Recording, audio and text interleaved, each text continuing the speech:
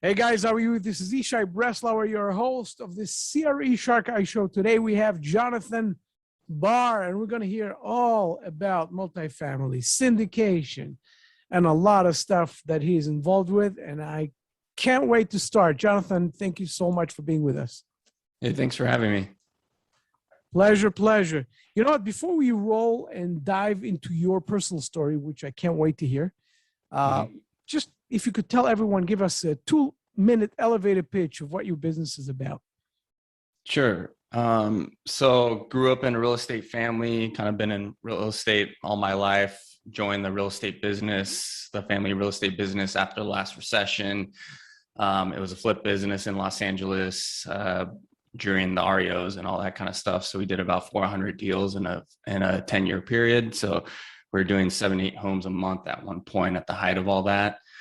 Did some real estate development, had a small portfolio of multifamily in LA that I leased and managed myself. So I've kind of been in the trenches, bought a few duplexes during that 2010-12 period that appreciated 400% that I've been selling the last year or two now to 1031 into properties in the Midwest, apartments there, 1 building in Kansas City and now 2 buildings in Oklahoma City. And my brother and I have now left that family business right before COVID.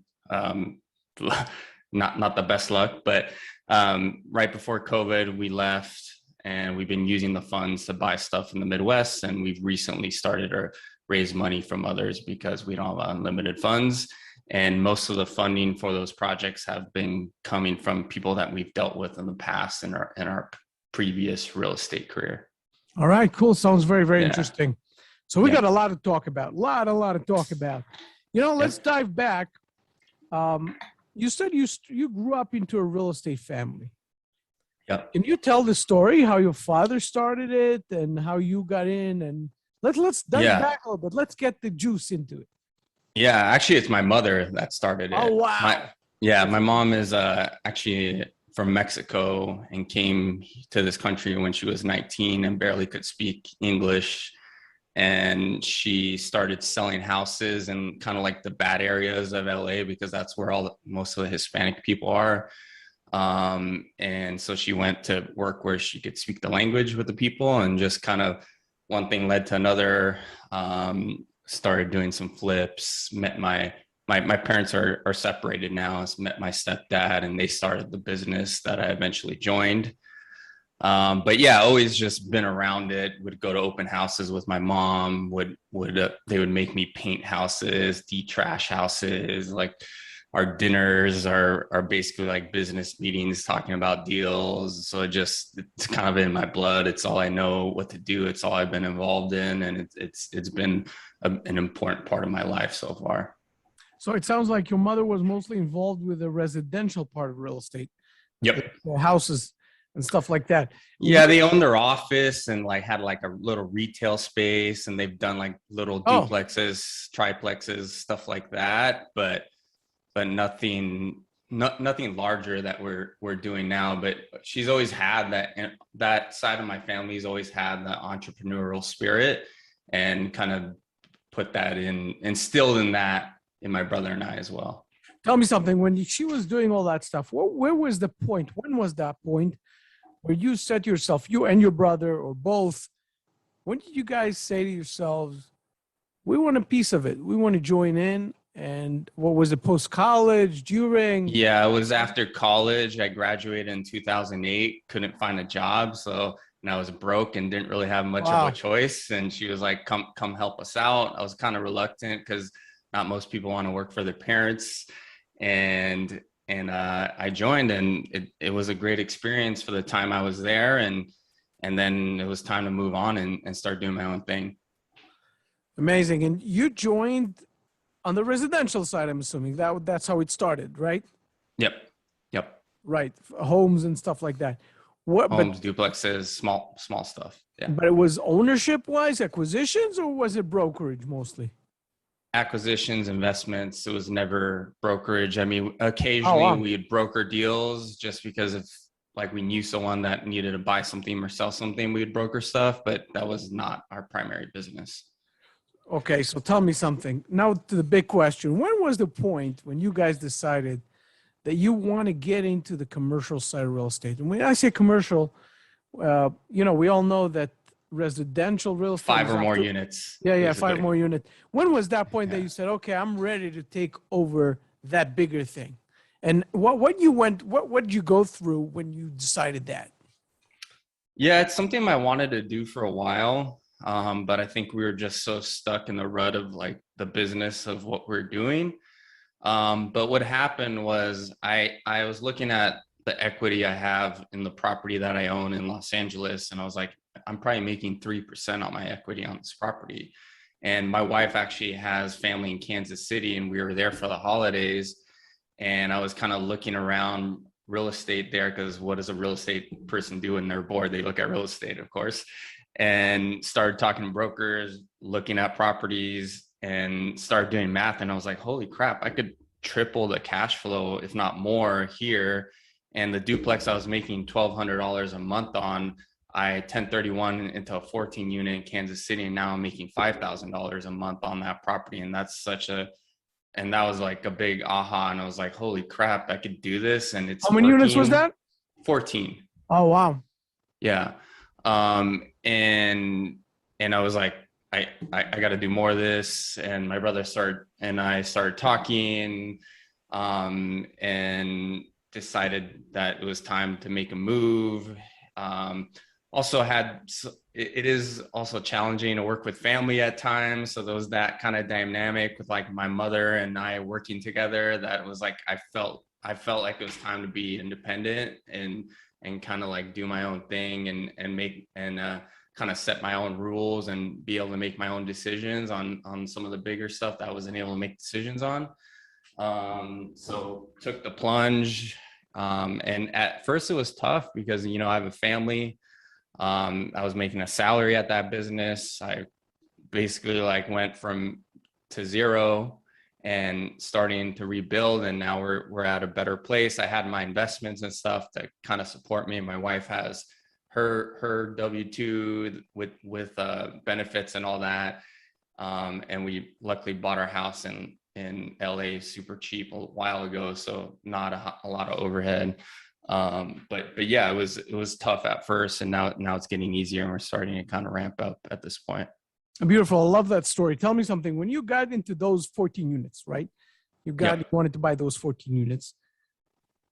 But at that point, when you're going to buy it, acquisitions, when it comes to the multifamily side of things, are very, very different than buying a single family home. It's a lot more stuff. It's, going from the process, the numbers, checking it out, understanding performance, going through all these things, showing it to the financier.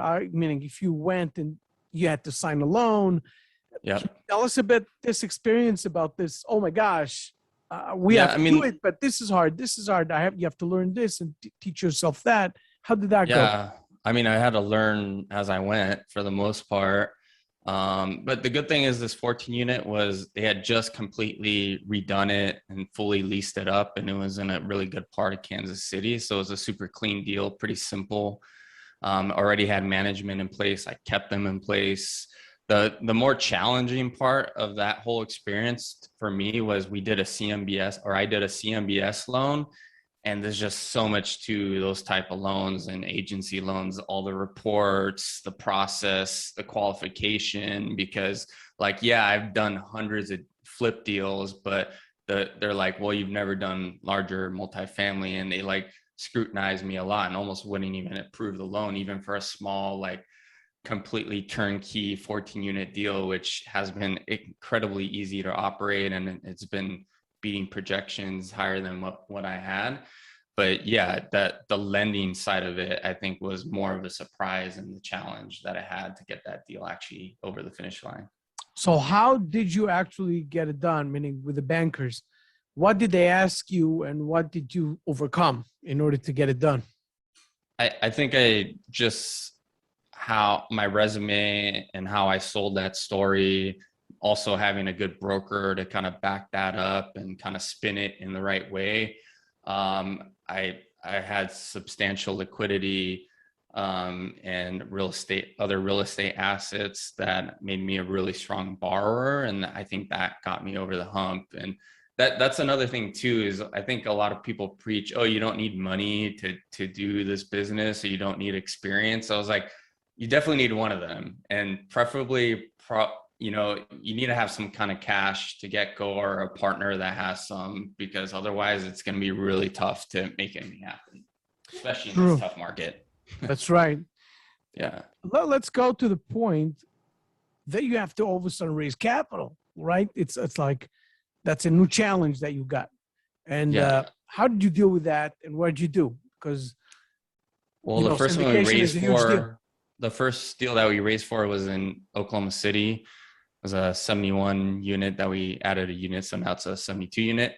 But it was challenging. I mean, we thought we could easily raise the money we needed for that deal within our network, and we basically, luckily, we had our own funds to make up the difference, but we were only able to raise from 2 people that we knew. And then that was where the light bulb turned on. I was like, holy crap, I need to like expand. I need to have a social media presence, have a platform, and really start talking to people outside my network to really like make this thing happen, because it's not going to just work with the people that I know. Beautiful. I love that.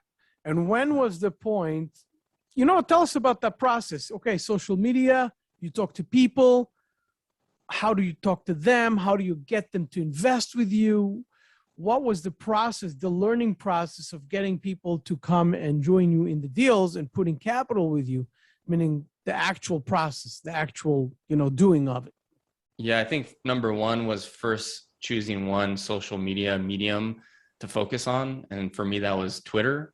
And the reason I invested in Twitter was a syndicator that I know here in Los Angeles has raised tens of millions of dollars off even one person that he met on off Twitter, because it's like highest net worth of any of the social media channels out there.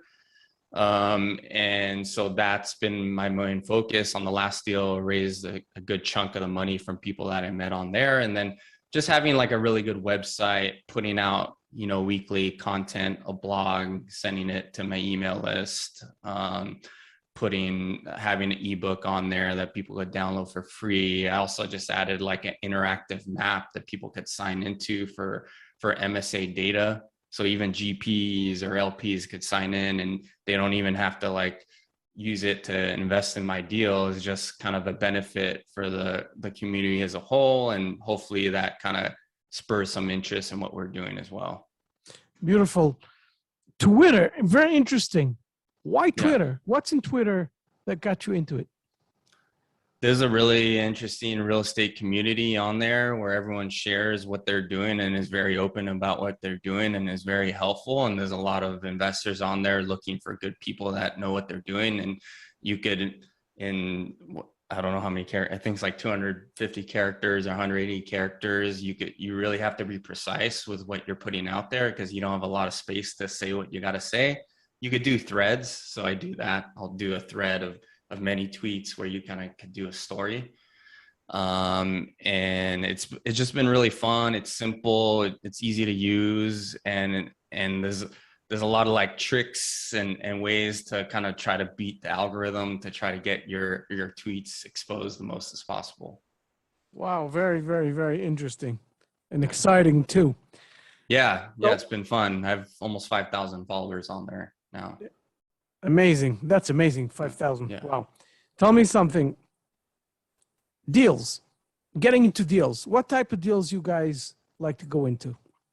So right now we're mostly buying places that are pretty stabilized and pretty good shape. They're just not being operated efficiently. So the first deal, we reduced expenses by 25%. We added extra unit. We reduced staffing.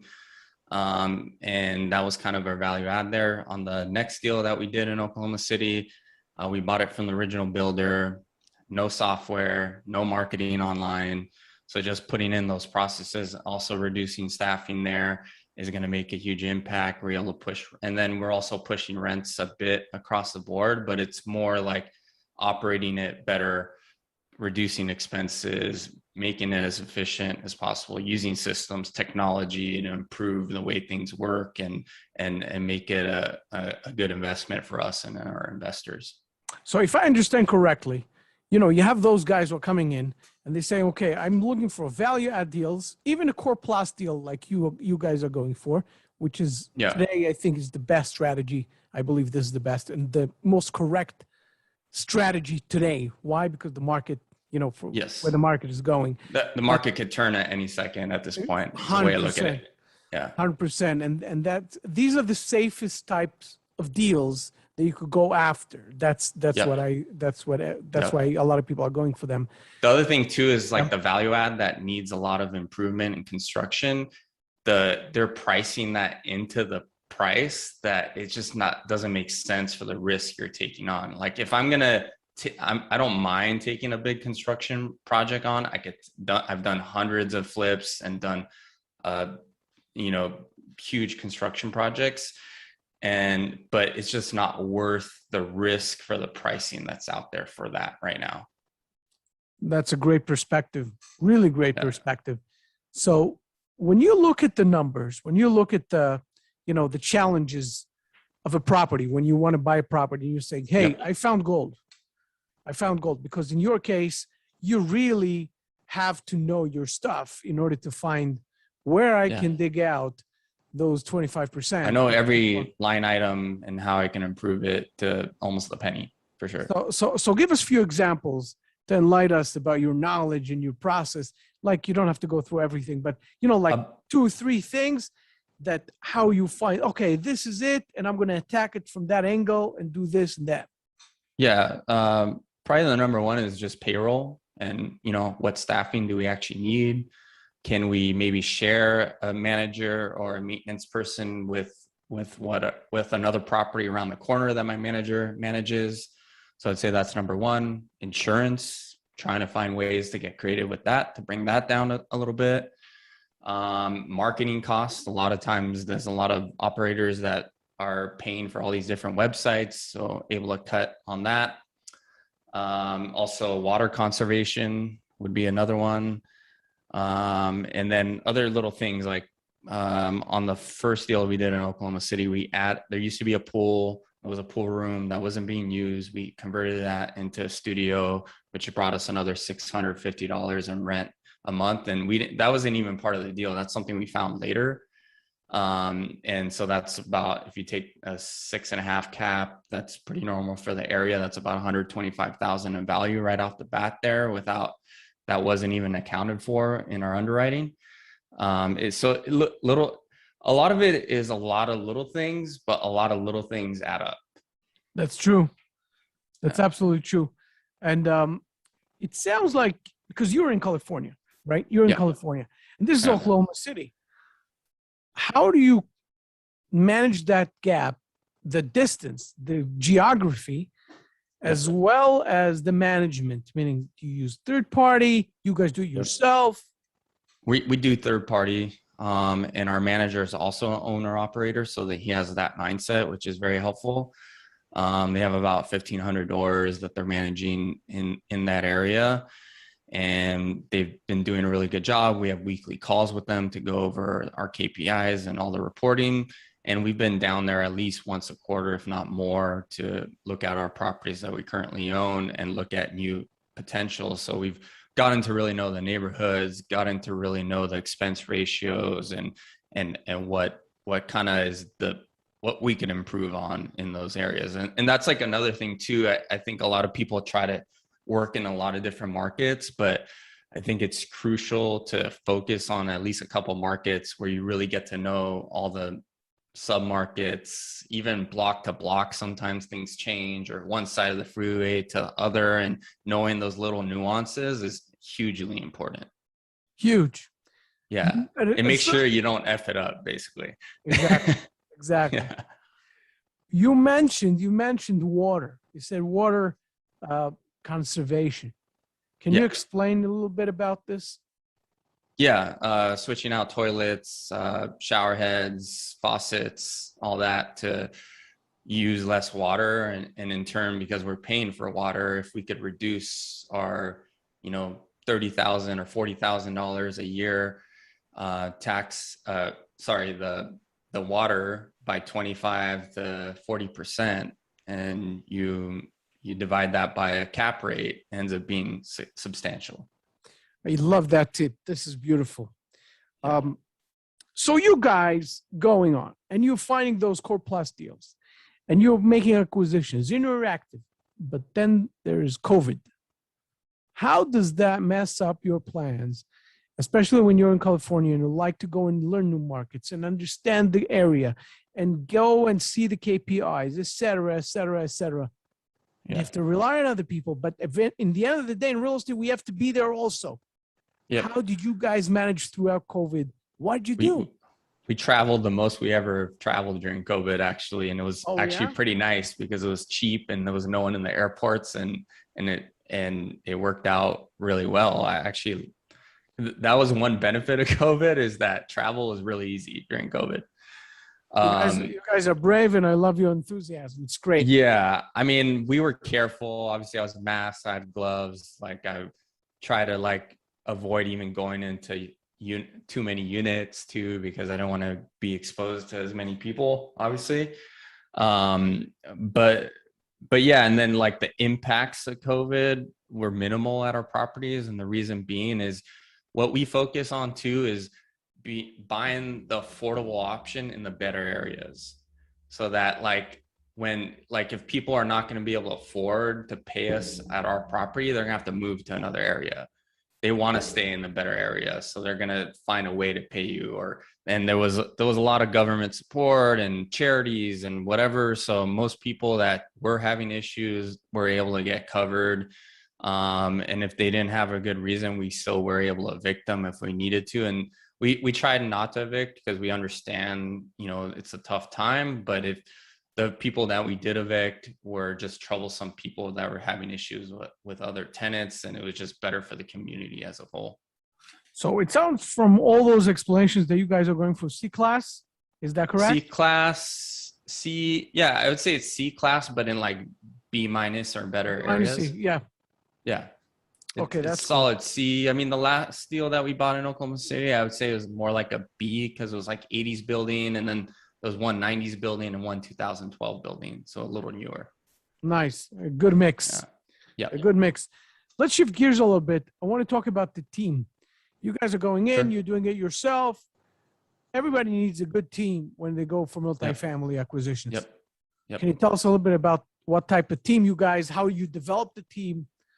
Tell us a little bit about it. Yeah, sure. So my brother's my partner, and we worked previously in the other real estate family business. So I was acquisitions and he was doing sales, the broker. So he was doing all the negotiations and marketing and all that stuff for selling the properties. And so I'd worked with him for years and I knew how he worked. And obviously he's my brother and I trust him with my life. So that's pretty crucial in a partner. And then the rest of the team is our property manager, our lawyers, our CPAs, our contractors, vendors, and we spend a lot of time trying to foster those relationships and make it friendly too, so they enjoy working with us. We're likable with them. Yes, they're working for us, but we're working together. It's a team effort. And we need to acknowledge people and keep people accountable too, and they need to be kept accountable.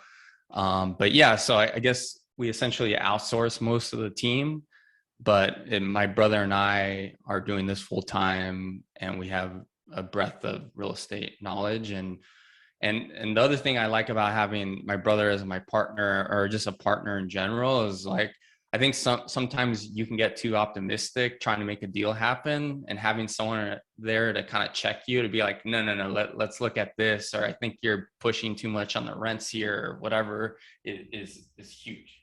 I wouldn't do it any other way. Sounds beautiful. I love that. Yeah. Plus it's fun to travel with my brother and joke around with him in the car and all that kind of stuff. Yeah. Brings you back. Yeah, it's fun. We enjoy it. Thank God. Yeah, we like being around each other, which I know that doesn't work out so well for some people and their siblings and all that kind of stuff. For some people it does, for some people it doesn't. But I think when it does, it's such a beautiful thing to work with a brother that a sibling that you actually get along with, and it's great, and you can be partners with. I think this is beautiful. This is something that years from now Yeah. you'll be able to tell about, and you'll Yeah, be and I able. don't have to worry about with my brother. If you have a partner that you've only known for like a year or two, you might have some doubts. When with my brother, I have no doubts. Absolutely. Love that. Beautiful. Yeah. So what are your plans going forward, you guys? Our plan is to build to 1,000+ units, buy 3-4 deals a year, and we're trying to keep things actually relatively small. I mean, that's still significant, but we're not trying to get $1 billion in assets. We want to keep things relatively small so we could actually know our investors and know them by name and face. And we have some cash flow goals we want to get to, and then kind of see where it goes from there. Maybe eventually become an LP ourselves, where we're just investing in other deals and just kind of take more of a step back at that point. Sounds beautiful. I love that. Yeah. What tip would you give someone who wants to get into multifamily acquisitions, and they want to get in, and they're in the very beginning of it, and they want to go and start up? What's the tip you tell them? I would do a house hack where you're buying a fourplex and you live in it, and you rent out the other units and you're managing it yourself. And I think that's how I started. I bought a duplex. I lived in the front house, rented out the back house, sold it 10 years later, and that's helping fund the deals I'm doing now. And then if you want to scale faster, because that's obviously like a small unit count, you find a mentor or someone that has more experience and has some capital behind them to kind of even work for them for free and help them out and learn from them, and try to be of use to them where they want to help you. This is beautiful. And Yeah. you know what? The beauty of it is that so many people are giving advices, and every advice is a little different than the other. It's because people had different experiences, and that's how it is. Yep. So I love that. I've always had a mentor or someone that I could ask questions of or run things by, and it just validates what you're doing. Even if you know what you're doing and you're doing everything right, just to have someone on your corner and telling you, yeah, you're doing it right, or no, you're not, and you should do it this way, and makes you kind of think twice about certain things. I think it's really important. Wow. Let's wrap up things. And before we do, Sure. I would like you to tell everybody. You guys can see the links up, above, below, wherever they are. But if Jonathan, if you could tell everybody where they can find you, how they can get to you, contact you. Go ahead. Yeah, you can look me up on Twitter at JB2 Investments, or go to our website, jb2investments.com. We also have an ebook on there for free. It's just /lower our website, and it's an ebook about taxes, real estate incentives like 1031 exchanges, accelerated depreciation, investing with retirement money. And yeah, I wrote it myself. So Beautiful.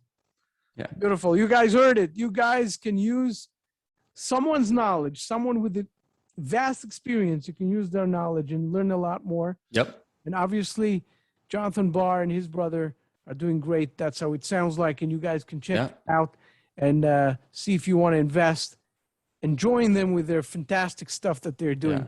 Jonathan, thank you so much for being with us. I really appreciate it.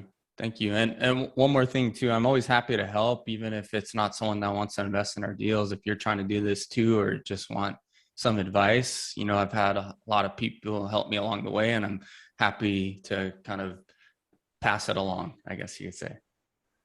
For sure. That's beautiful. I love that. Yeah. You guys, I'll see you on the next show. Jonathan.